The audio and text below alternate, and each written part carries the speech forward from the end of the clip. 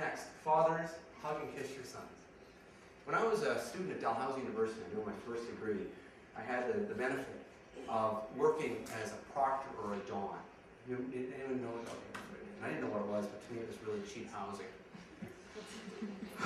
So I was working at this don. I had a room or a floor with 30 guys who come in. There was one guy who came from Rothesay, New Brunswick, whose name will remain nameless. And this guy broke my heart. And I think he might be one of the reasons I went into the counseling field eventually. And he had attempted suicide. And, you know, far be it for a 19-year-old guy to be of any assistance to it, but we eventually started talking. And he came to my room, we're sitting there, and he said, you know, Bill, it's confusing for me because my father, when I was born, said to my mother, he's yours until he's 13. And at 13 on, he's mine.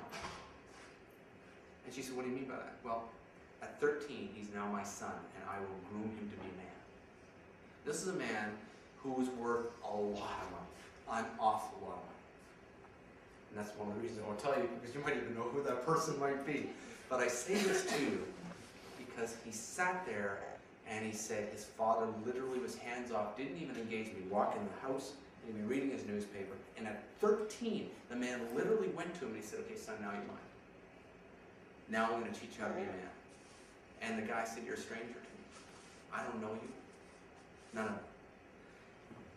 We need to be affectionate with our boys. And I'm going to say this to men and for those of you, women, if you have a man in your life, whether it's a brother, a husband, a father, a son, we need to be able to encourage them to be more affectionate.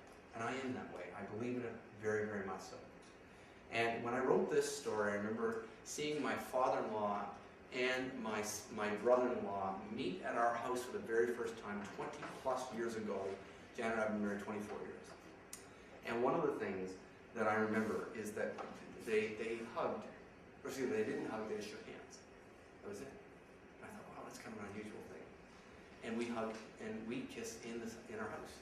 So as I was getting on a plane yesterday, before I did, I dropped Matthew off at the airport, or at the school, and I ended up thinking to myself, how am I going to do this? I'm going to drop my 16-year-old, 6-foot son out in front of the school, and I need to give him a hug goodbye.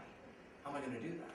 Because I don't want to embarrass him. And we pulled up, and he unbuckled his seat, and he reached over and got over the seat and gave me a kiss on the cheek. And I thought, it's worked. It's paid off. Okay, lessons learned. Gentlemen, we're in the business of raising strong, compassionate, affectionate boys who will go on to become strong, compassionate, and affectionate men. Fathers, uncles, grandfathers, and such. It starts the day they're born, not at 13. Okay? Dad, if you hug and kiss your sons, it will not break them down. It will build them up.